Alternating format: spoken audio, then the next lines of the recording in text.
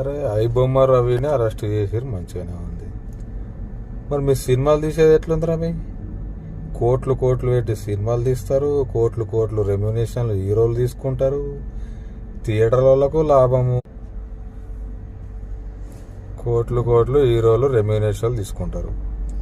అక్కడ చూస్తే నిర్మాతలకు లాభమే, ఇటు చూస్తే థియేటర్లకు లాభమే, ఇటు చూస్తే ఎగ్జిబిటర్లకు లాభమే, అటు చూస్తే డిస్ట్రిబ్యూటర్లకు లాభమే. ఈ సినిమాలు తీసి హీరోల సంగతి చెప్పనవసరమే లేదు. కోట్లు కోట్లు తీసుకుంటారు. రేపు పోయేటప్పుడు వేసుకపోతారా భయ్? మీరేమన్నా మీరు ఎవరికి లాభం చేస్తురు, ఎవరికి నష్టం చేస్తురు మీకు అర్థమవుతుందా? నువ్వు 10 కోట్లు 20 కోట్లు పోయి 100 కోట్ల రెమ్యూనరేషన్ ఏందిరా భయ్? ఏ కష్టం చేస్తూ మేము పొద్దున్న దాకా కష్టపడితే రోజుకు 1000 రూపాయలు వచ్చేది కష్టం ఉంది. మీరు సంవత్సరానికి 2 సంవత్సరాలు మొత్తం కాల్ షీట్లు వాళ్ళకి ఇచ్చి 50 కోట్లు 100 కోట్లు, ఒక ఆయనకైతే 300 కోట్లు అంటే ఏం చేసుకుంటారా భయ్? ఆయనకి పెళ్లి కూడా కాలేవు చెప్పాలంటే, పేర్లు చెప్పొద్దు కానీ. 100 కోట్లు 300 కోట్లు ఏందిరా భయ్? ఇవన్నీ మీద వేసుకొని పోతారా రేపు పొద్దుగాల మీరు? అదే తక్కువ రెమ్యూనరేషన్లు తీసుకోండి, నిర్మాతలను కాపాడండి, చిన్న సినిమాలను కాపాడండి. థియేటర్లు కొన్ని మూసుకపోతున్నాయి, వాళ్ళ గురించి ఆలోచించండి. మల్టీప్లెక్స్లు అన్ని డెవలప్ చేసి సింగిల్ థియేటర్లను మొత్తం ఆగం చేస్తున్నారు. మీరు కోట్లు కోట్లు తీసుకునేటోళ్ళు మీరు, సింగిల్ థియేటర్ ఓనర్లు కూడా ఈరోజు వాళ్ళ పరిస్థితి కూడా ఆగమాగమే ఉన్నది. మల్టీప్లెక్స్లు అన్నీ ఓరియాబే, అన్ని మళ్ళీ మీ నలుగురే. మల్టీప్లెక్స్లో నలుగురే, డిస్ట్రిబ్యూటర్లు వాళ్ళే, ఎగ్జిబిటర్లు వాళ్ళే, నిర్మాతలు వాళ్ళే, అవసరమైతే వాళ్ళ కొడుకులే హీరోలు.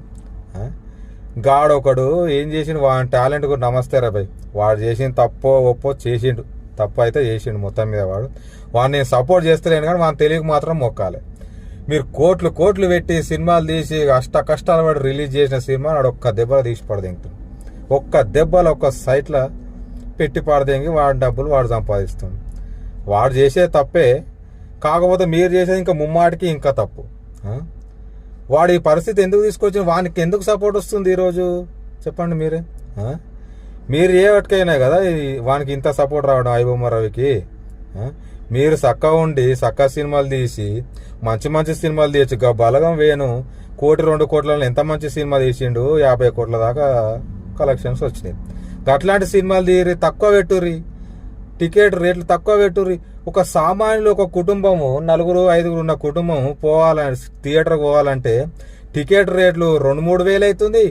వాని ఖర్చు థియేటర్లో పోతే 3-4 వేలు అవుతుంది. ఏంటిరా భయ్, వాని సగం జీతం వాడికే, ఇంకా సినిమాకి ఎందుకు వస్తారా వాడు? టక్కున ఈ సైట్లో పోతే టక్కున డౌన్లోడ్ చేస్తాడు, చూస్తాడు. మళ్ళీ ఆయనకి టైం వేస్ట్ కూడా కాదు. దీని గురించి బాగా ఆలోచన చేయండి. ప్లీజ్ కామెంట్ చేయండి జర దయచేసి.